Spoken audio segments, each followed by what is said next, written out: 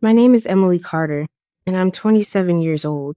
I've lived with the Carters since I was 5, when they adopted me after my parents died in a car accident. For more than 2 decades, I tried to believe I belonged. But the truth is, I was always reminded that I didn't. It all came to a breaking point one Friday night at the Belmont House, one of Seattle's most expensive restaurants. The occasion was supposed to be a celebration. My sister Lauren had just closed a big real estate deal, and my parents, Charles and Margaret, wanted to mark the moment.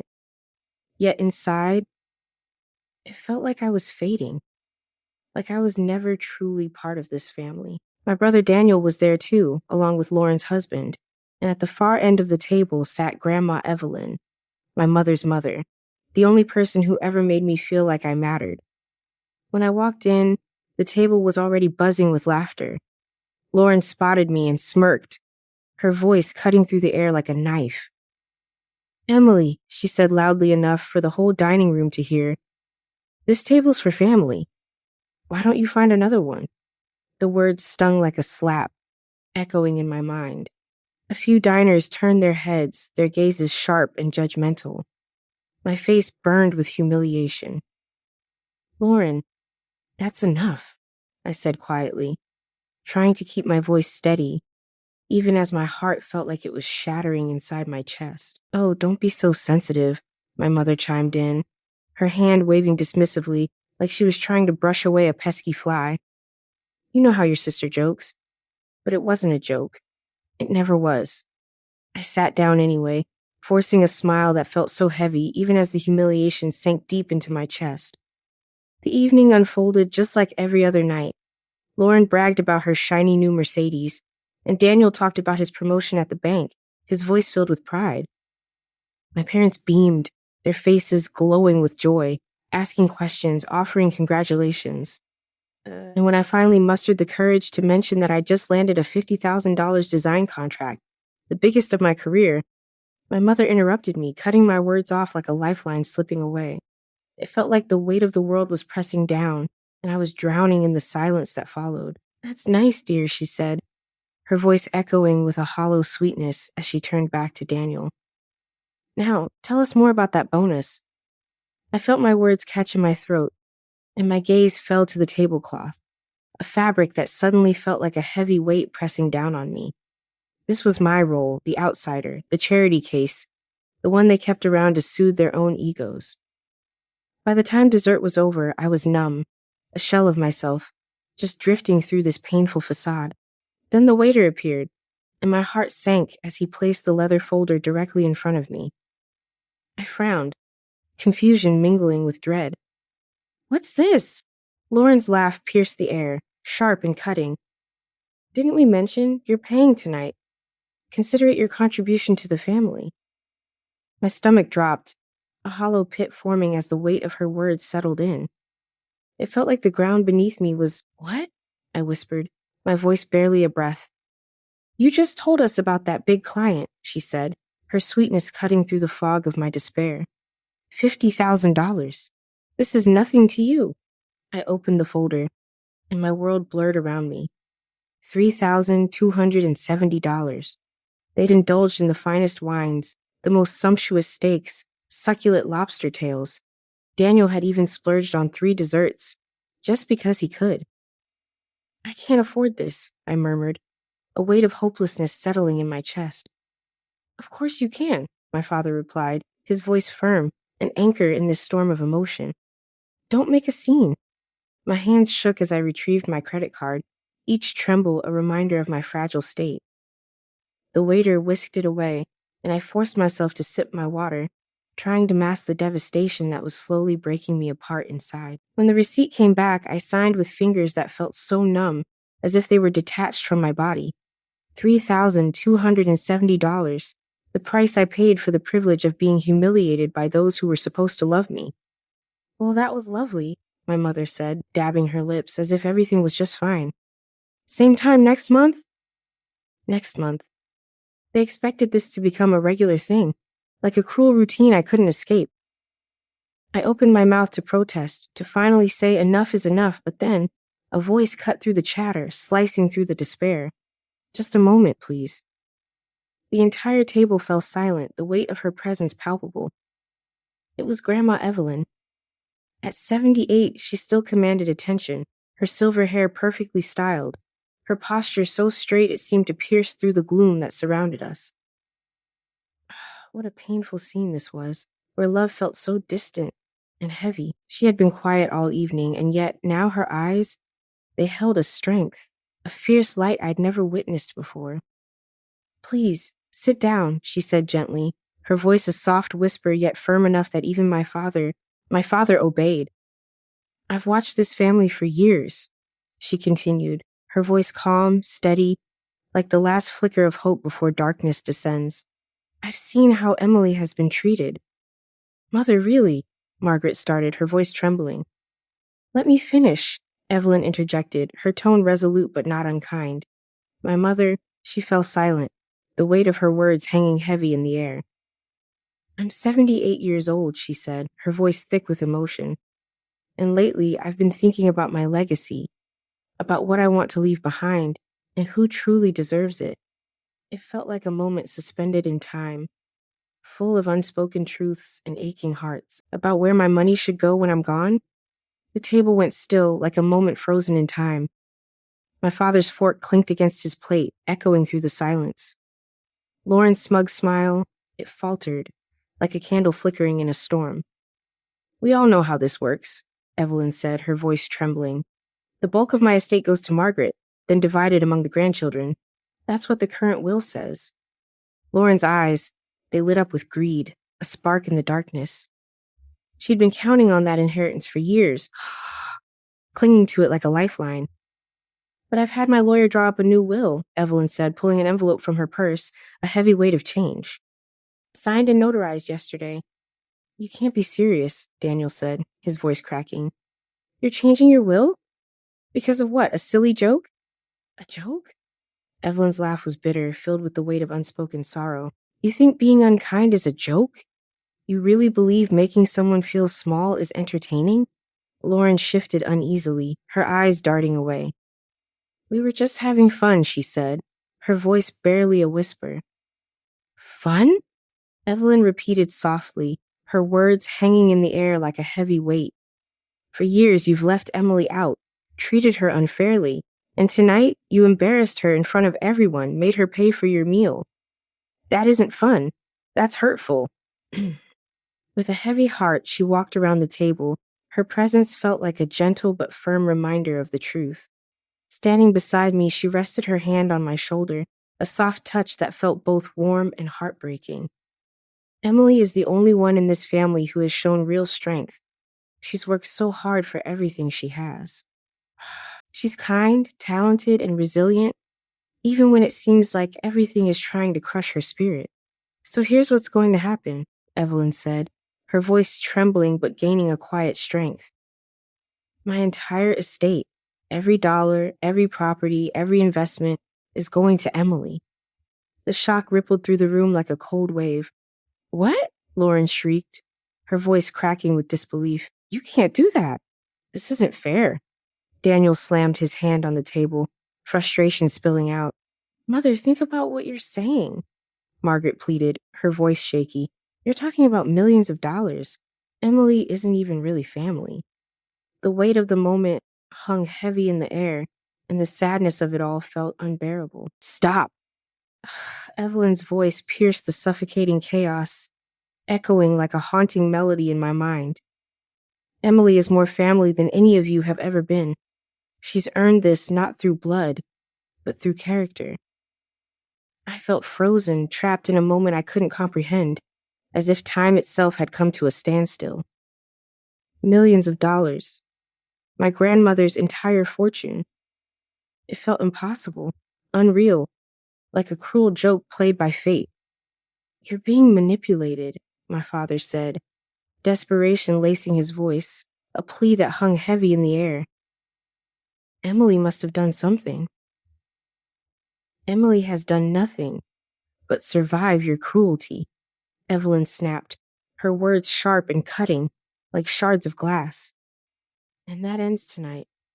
Emily sat there, completely frozen, her heart pounding so ferociously that she was convinced everyone around her could hear it. Her grandmother had just disinherited the entire Carter family, leaving everything to her.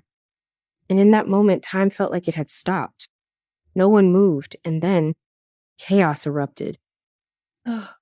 Voices collided, chairs scraped against the polished floor, creating a cacophony of disbelief. Lauren's face twisted in anger, her voice sharp like glass. You can't do this. You've lost your mind, Grandma. She's been playing the victim for years. And Daniel, leaning forward, his voice cutting through the chaos, declared, This is crazy. Emily doesn't know how to handle money like that. She'll waste it in a year. It all felt so heavy, like a weight pressing down on her chest, suffocating any light that dared to peep through. The overwhelming sadness, Charles tried so hard to regain control, his tone a fragile mix of reason and desperation. Mother, let's be reasonable. Maybe split the estate fairly. That's what you always intended. But Evelyn's eyes narrowed, a storm brewing within them. I've never been more reasonable in my life. And there sat Emily, in stunned silence, her mind a whirlwind. She had never asked for this, never even imagined it. All she had longed for was to feel like she belonged, to be part of something. Margaret's voice cracked, trembling with emotion as she tried another approach. Mother, please, think about your grandchildren. Think about the family legacy. But Evelyn's voice remained eerily calm, like an unyielding tide. It felt like everything was slipping away, and no one could grasp the hope that once was. I'm thinking about it, you know? That's why I'm doing this. A legacy, it should be filled with compassion, hard work, and honesty. Emily embodies all of that, while the rest of you, you only show greed. Lauren slammed her hand on the table, rattling the glasses, and it felt like a thunderclap in this already heavy air. We'll sue. We'll prove you're not in your right mind. But Evelyn, she didn't flinch. I have medical evaluations from 3 doctors confirming I am of sound mind. I've been preparing for this moment. And then there was Emily, her throat tightening, feeling the weight of it all. She looked up at her grandmother, her voice barely a whisper, like a fragile thread hanging in the silence. It's all just so much. Why now? Evelyn's expression softened as she turned to her. Because I've watched you suffer long enough, sweetheart. And because I don't have much time left. I was diagnosed with stage 4 pancreatic cancer 3 months ago. I may have 6 months, maybe less. The words hit Emily like a blow, and tears blurred her vision, each drop a reminder of the impending loss. No. Evelyn reached for her hand, her grip surprisingly strong, yet it felt like a lifeline sinking in quicksand. Don't cry. This isn't about sadness. This is about fairness. I want to leave this world knowing that everything I built goes to someone who deserves it. The weight of it all settled deep in Emily's chest, suffocating, as she grappled with the enormity of the moment. The table, it was so silent now, as if the air itself was heavy with her revelation, pressing down on everyone like an anchor dragging them into darkness. Even Lauren's anger, once fierce, seemed to falter, like a flickering candle struggling against the wind. Charles finally broke the silence, his voice tight and strained. You're making a mistake. Emily isn't really one of us. Blood matters. And in that moment, Evelyn's eyes sparked with defiance. Blood means nothing without love. Emily has shown more family than any of you ever have. Emily felt her chest ache, a painful mix of grief and gratitude swelling within her. She had never felt so seen, so defended, as if someone had finally pulled her from the shadows. The waiter, sensing the tension wrapping around them like a suffocating blanket, hovered nearby but didn't dare approach. It was as if the world had... The other diners tried so hard to look away, but the tension at the Carter table was like a magnet, pulling every gaze in the room. Evelyn stood tall, her voice echoing through the sorrowful atmosphere of the restaurant. This ends tonight, she declared, each word laced with desperation. Emily will inherit everything, and if any of you dare to challenge this, I will drown you in the evidence of your cruelty. Lauren's face burned with fury, her anger spilling over. "You'll regret this," she spat at Emily, the venom in her words sharp and cutting. "We'll fight you in court. We'll destroy you." Yet Emily met her sister's fierce glare, her heart pounding, but she refused to back down. "I've kept every receipt, Lauren, every slight, every humiliation, and now I finally have proof." It felt like the weight of the world was pressing down on them, and the air thickened with the pain of their fractured lives. The words surprised even her, but they felt right. For the first time, she wasn't shrinking. She was standing. Evelyn placed a protective arm around her shoulders, a small comfort in a world so heavy. "Come, Emily, we're leaving." They rose together, and the restaurant seemed to hold its breath, a fragile moment of silence as they walked out. Behind them, the family sat in stunned silence, their carefully built world crumbling like dust. Outside, the cool Seattle air hit Emily's face, sharp and biting. A sleek black car waited at the curb, a reminder of the life they were leaving behind. Evelyn's longtime driver, Thomas, opened the door, but all Emily could feel was the weight of everything she was leaving behind. It felt like a final goodbye. "Miss Emily," he said, his voice heavy with warmth, yet tinged with something deeper. "Welcome." As Emily slid into the car beside her grandmother, her mind was a storm, reeling with chaos. Through the rear window, she caught glimpses of Lauren shouting and Daniel glued to his phone, while her parents appeared so pale, so shaken. She should have felt guilt. She should have felt fear. But instead, an unsettling, quiet freedom wrapped around her like a shroud. Evelyn squeezed her hand, her touch both comforting and grounding. "This is just the beginning," she murmured, a flicker of hope in her words. "You're stronger than you know, and now you'll never have to face them alone again." Emily leaned back against the seat, the city lights blurring into a haze, and for the first time, a fragile belief blossomed within her, cradling her grandmother's words. This was the night everything changed. Emily woke the next morning engulfed in confusion, lost in the opulence of her grandmother's estate. The silk sheets felt foreign against her skin, and the view of Lake Washington through those towering windows only deepened her disorientation. And then, like a tidal wave, the memories of the night before crashed over her, the restaurant, the excruciating humiliation, the bill that felt like a weight on her chest, and Evelyn's announcement that cut deeper than any knife. Her phone buzzed on the nightstand, a harbinger of chaos. Dozens of missed calls and texts illuminated the screen, each one a reminder of the storm brewing outside her fragile mind. Lauren, Margaret, Daniel, even her father. Some messages begged for understanding, others loomed with threats. "You're being selfish." Oh, how those words echoed in her heart, twisting the knife further. It all felt so heavy, a burden too great to bear. "Oh, think about the family. We'll fight this in court. You'll regret siding with her." Emily set the phone down, her stomach twisting with anxiety and dread. A soft knock came at the door, pulling her from her thoughts. "Miss Emily," Thomas, the driver said gently, his voice almost soothing. "Breakfast is ready. Miss Evelyn would like to see you in the study." As she entered, Emily found her grandmother seated behind a massive mahogany desk, looking surprisingly composed despite her illness, an image that cut deep into her heart. Beside her sat a distinguished man in a tailored suit, a stark reminder of the weighty matters at hand. "Emmy," Evelyn said warmly, but even that warmth felt like a flicker in the overwhelming darkness. "This is Walter, my attorney. We need to go over some things." The heaviness of the moment settled in, and Emily felt a profound sense of loss for the peace that once was. "It's a pleasure, Miss Carter. Your grandmother has spoken very highly of you."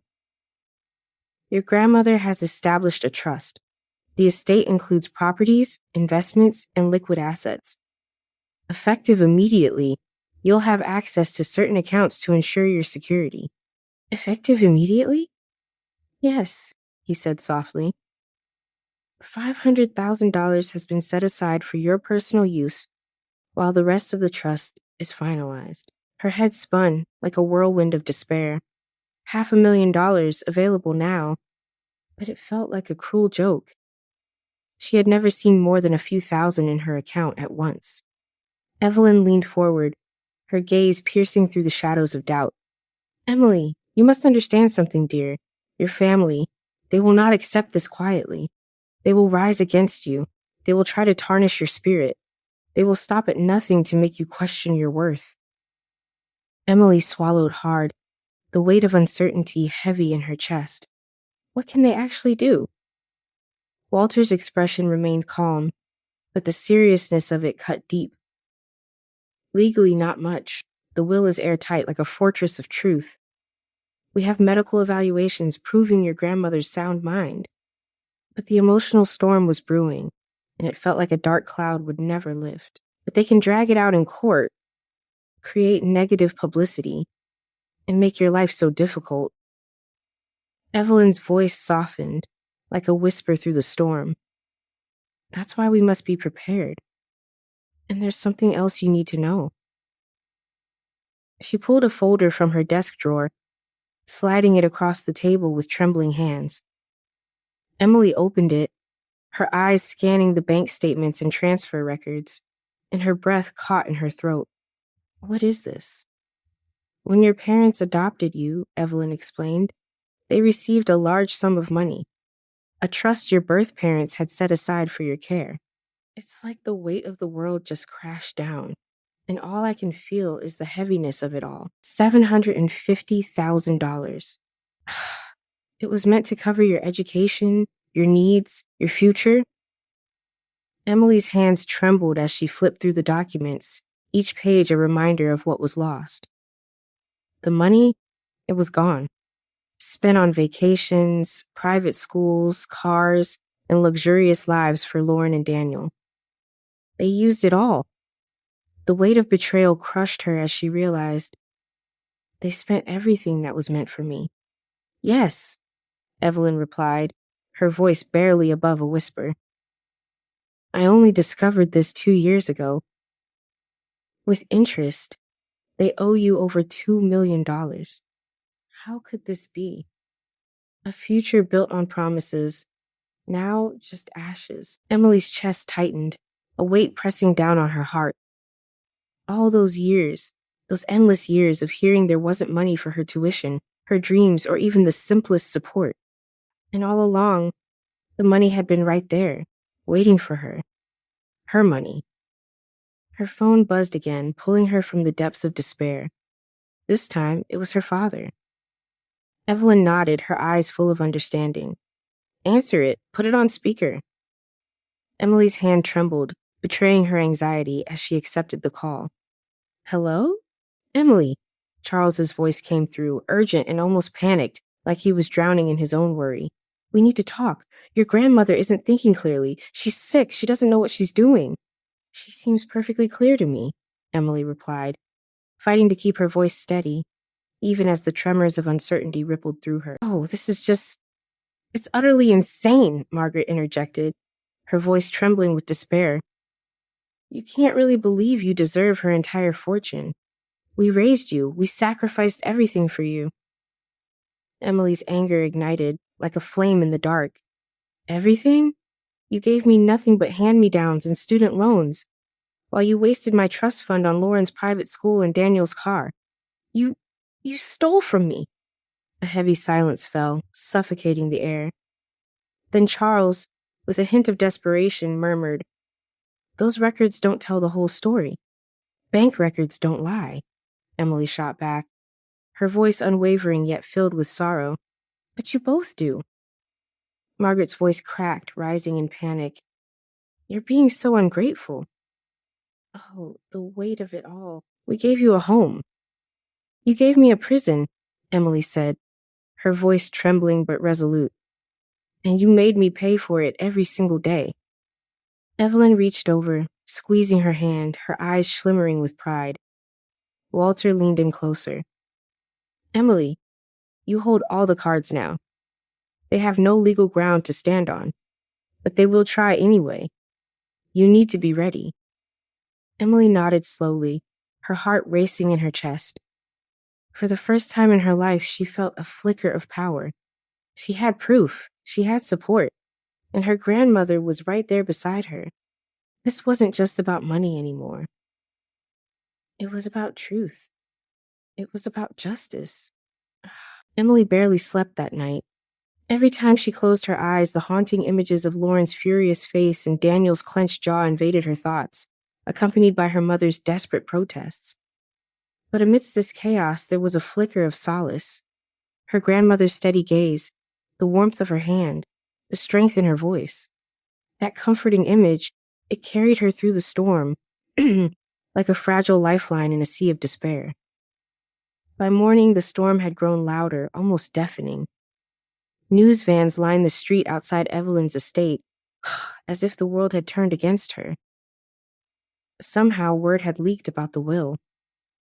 The headlines blared across local outlets, cutting through her heart. Seattle heiress leaves fortune to adopted granddaughter, disinherits family. It was like an echo of her deepest fears, reverberating endlessly. Social media buzzed with whispers, and oh, how it stung. Some lifted Evelyn's choices to the heavens, while others cast dark shadows over Emily, branding her as manipulative. Emily sat there, lost in a sea of comments, each one like a dagger to her heart, until Evelyn softly closed the laptop. Don't waste your energy on strangers' opinions. They don't know you. I do. But the family, oh, they wouldn't let silence reign. Margaret staged a performance for a local paper, labeling Emily as confused and influenced. And Daniel, with his sly hints to colleagues, suggested Emily had been plotting all along. But Lauren, oh, she was the cruelest, sending late-night messages from hidden numbers that cut deep. You'll regret this. We'll destroy you. It feels like a storm of despair is swirling around, and I can hardly catch my breath. Walter, the attorney, spoke with a calmness that felt almost surreal. They've filed to contest the will. Claims of undue influence and diminished capacity. It's predictable. Emily felt her stomach knot up, a heavy weight pressing down. They're going to drag me through the mud. They'll try, Walter reassured her, but his words felt distant. But the truth is on your side. Days passed, each one stretching into eternity, until the first hearing arrived. Emily sat beside Evelyn in the courtroom. Her palms were damp, her heart racing in a way that felt like it might burst. Across the aisle, her parents and siblings whispered furiously with their lawyers, their faces twisted with anger and betrayal. It felt like the walls were closing in, and she couldn't escape the suffocating darkness surrounding her. Lauren shot her a glare that could have cut glass, and it felt like a dagger piercing the very air around them. The judge called the session to order, but it was as if the weight of the world had settled on everyone's shoulders. Margaret's attorney argued that Evelyn was too ill to make rational decisions, that Emily had isolated her, manipulated her. Emily's chest tightened, each word a reminder of the looming darkness. But then, Walter rose, calm yet somehow piercing through the gloom with his precise words. He presented evaluations from 3 doctors, each confirming Evelyn's clear mind, like a flicker of light in a cavern of despair. He submitted affidavits from Evelyn's business partners attesting to her independence, and yet it felt like a fragile hope in a storm. Then came the adoption trust records, and the heaviness returned, wrapping around them like a thick fog, making it hard to breathe. Page after page of bank statements.